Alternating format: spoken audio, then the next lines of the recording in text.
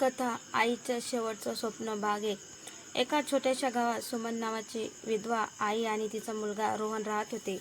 घरात गरिबी होती, पण सुमनने कधी मुलाला त्याची जाणीव होऊ दिली नाही. ती दिवसभर लोकांच्या घरी धुणी भांडे करून रोहनला शिकवत होती. रोहन लहानपणापासून हुशार होता. आई रोज म्हणायची, बाळा, मला मोठं घर नको, फक्त तुझ्या यशाचा एक दिवस पाहायचा आहे.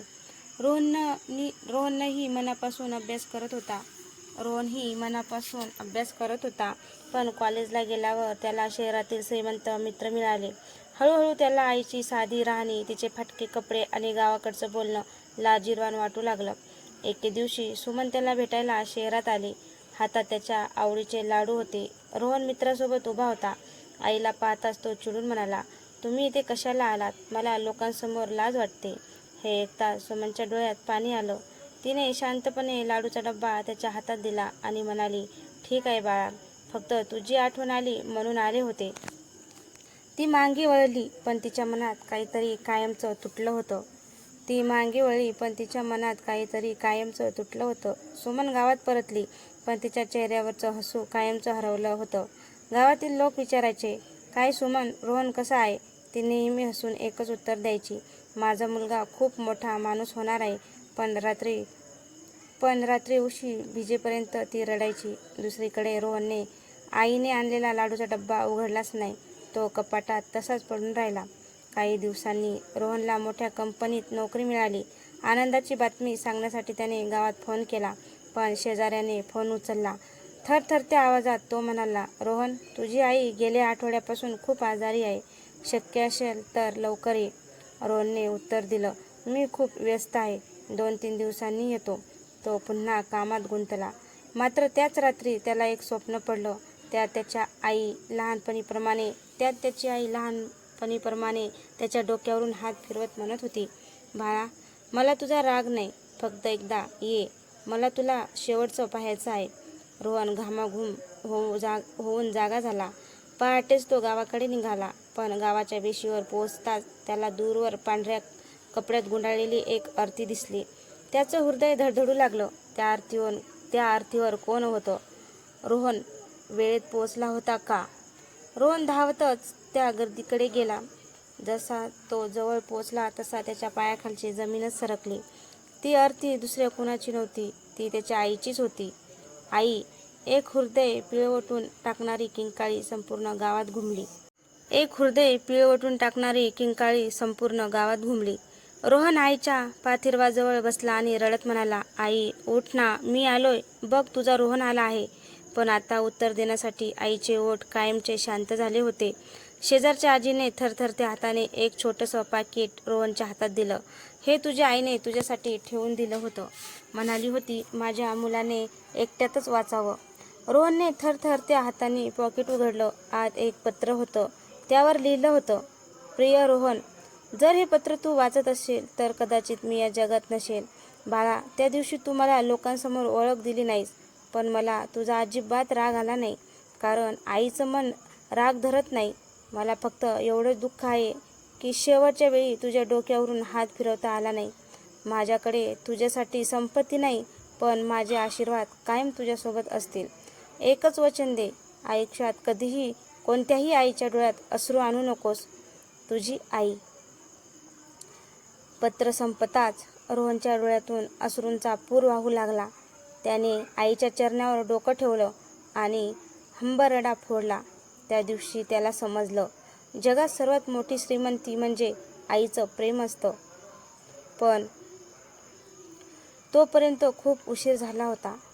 आईच्या अंत्यसंस्कारानंतर संपूर्ण गाव निघून गेलं, पण रोहन तिथेच बसून होता. समोर अजूनही चितेचा राख धुसफुसत होती. त्याच्या डोळ्यासमोर सतत आईचा हसरा चेहरा येत होता. लहानपणी ताप आला की रात्रभर त्याच्या कपाळावर थंड पाण्याच्या पट्ट्या ठेवणारी आई, स्वतः उपाशी राहून त्याला पोटभर जेवू घालणारी आई, फाटकी साडी घालूनही त्याच्यासाठी नवीन कपडे घेणारी आई आणि शहरात त्याच्याकडून अपमान सहन करूनही हसत परत गेलेली आई. रोहनला स्वतःचाच तिरस्कार वाटू लागला. तेवढ्यात शेजारची आजी पुन्हा आली. तिने एक छोटी लोखंडी पेटी रोहनच्या हातात दिली. ही तुझ्या आईची आहे. तिने सांगितलं होतं. मी गेल्यावरच रोहनला दे. रोहनने थरथरत्या हाताने पेटी उघडली. आत काही जुने फोटो, त्याच्या बालपणीचे पहिले खेळणं, शाळेचं पहिलं प्रगती पुस्तक आणि बँकेचं एक पासबुक होतं. पासबुक पाहून रोहन थक्क झाला. वर्षानुवर्षे आईने थोडे थोडे पैसे साठवून त्याच्या नावावर मोठी रक्कम जमा केली होती. त्याच्या डोळ्यात पुन्हा अश्रू आले. आई, तू स्वतःसाठी काहीच ठेवलं नाहीस. तेवढ्यात पासबुकमध्ये दुमडलेली एक चिठ्ठी खाली पडली. त्यावर लिहिलं होतं, बाळा, हे पैसे माझ्यासाठी नाहीत, तुझ्या स्वप्नासाठी आहेत. पण एक विनंती आहे. जर तू खरोखर मोठा माणूस झालास तर माझ्यासारख्या गरीब आईच्या मुलांना शिकायला मदत कर. तेच माझं खरं श्राद्ध असेल. ते शब्द वाचताच रोहनने अश्रूने भिजलेल्या डोळ्यांनी आकाशाकडे पाहिलं आणि मनोमन एक वचन दिलं. आई, आजपासून माझं आयुष्य फक्त माझ्यासाठी नाही, तुझं स्वप्न पूर्ण करण्यासाठी मी जगेन. त्या क्षणी त्याच्या आयुष्याला एक नवीन दिशा मिळाली. आईच्या 13वीनंतर रोहन पुन्हा शहरात परतला. पण यावेळी तो पूर्वीसारखा नव्हता. त्याच्या चेहऱ्यावर हसू नव्हतं, डोळ्यात फक्त आईच्या आठवणी होत्या. ऑफिसमध्ये सर्वजण त्याच्या बढतीचं अभिनंदन करत होते, पण त्याला त्या यशाचा आनंदच वाटत नव्हता. एके दिवशी तो सिग्नलवर थांबला असताना त्याने पाहिलं, एक वृद्ध आई रस्त्याच्या कडेला फूल विकत होती. उन्हामुळे तिचे हात काळवंडले होते, डोळे थकले होते, पण तरीही ती प्रत्येक ग्राहकाला हसून म्हणत होती, बाळा, एक गजरा घे ना. ते शब्द ऐकताच रोहनला स्वतःची आई आठवली. तो गाडीतून उतरला. आई, आज किती कमाई झाली? वृद्ध महिला हसली. फक्त 100 रुपये. पण चालेल बाळा, मुलगा आजारी आहे, औषध घ्यायचे आहे. रोहनने तिच्याकडची सगळी फुलं विकत घेतली आणि तिच्या हातात 10,000 रुपये ठेवले. ती घाबरून म्हणाली, बाळा, एवढे पैसे चुकून दिलेस का? रोहनच्या डोळ्यात पाणी आलं. तो हळूच म्हणाला, नाही आई, हे मी माझ्या आईचं उरलेलं ऋण फेडतोय. वृद्ध महिलेने थरथरत्या हाताने त्याच्या डोक्यावर हात ठेवला. तो स्पर्श अगदी त्याच्या आईसारखाच होता. त्या दिवशी अनेक महिन्यानंतर रोहनच्या चेहऱ्यावर हलकंसं हसू उमटलं. त्याने ठरवलं, आईचं स्वप्न फक्त एका मदतीने पूर्ण होणार नाही. तो प्रत्येक वर्षी गरीब मुलांच्या शिक्षणासाठी निधी उभारेल. ज्या आई आपल्या मुलांसाठी आयुष्य झिजवतात त्यांना आधार देईल आणि त्या उपक्रमाला तो एकच नाव देईल, सुमन आई फाउंडेशन. आई आता या जगात नव्हती, पण तिचं प्रेम हजारो मुलांच्या आयुष्यात उजेड बनून जिवंत राहणार होतं. 5 वर्षानंतर सुमन आई फाउंडेशन आज संपूर्ण जिल्ह्यात ओळखलं जाऊ लागलं होतं. शेकडो गरीब मुलं त्या संस्थेच्या मदतीने शिकत होते. अनेक विधवा मातांना रोजगार मिळाला होता. रोहन प्रत्येक विद्यार्थ्याला एकच गोष्ट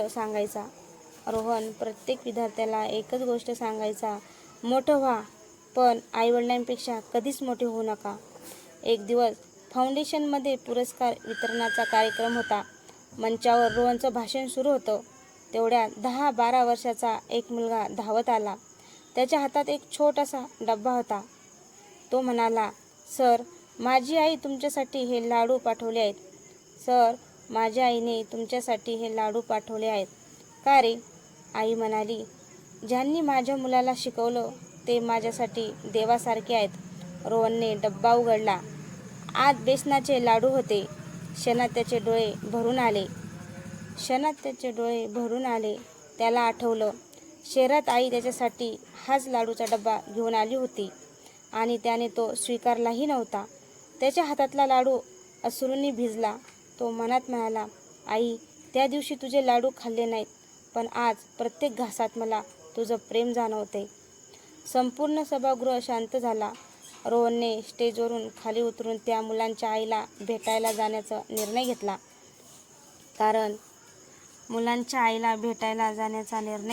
कारण आता त्याला समजलं होतं, प्रत्येक आईमध्ये त्याला स्वतःची आई दिसत होती.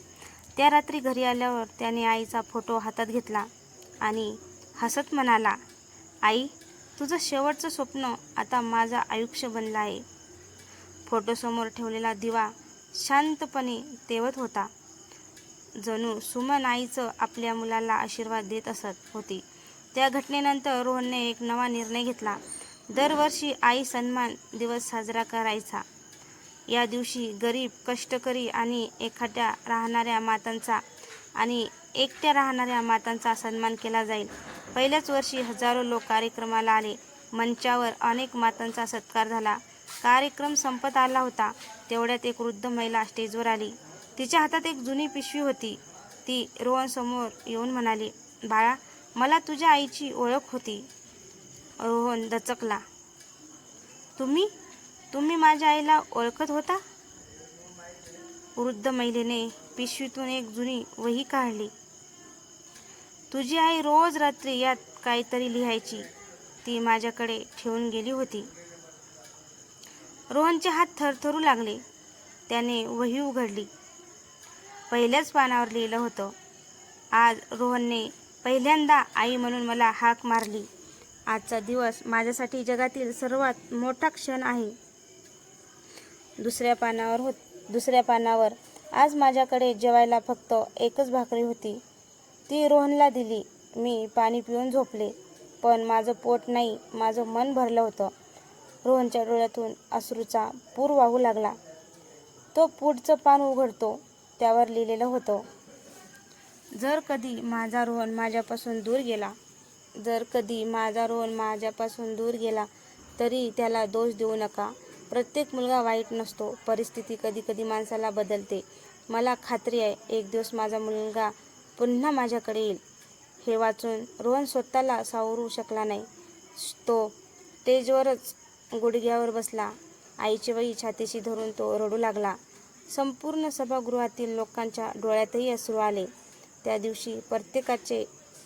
दिवशी प्रत्येकाने एकच गोष्ट मनात ठरवली, जिवंत असताना आईवडिलांवर प्रेम करा, कारण त्यांच्या गेल्यानंतर पश्चातापाशिवाय काहीच उरत नाही. तर मित्रांनो, तुम्हाला ही कथा कशी वाटली? कथा आवडल्यास लाईक, कमेंट, शेअर करायला विसरू नका. धन्यवाद.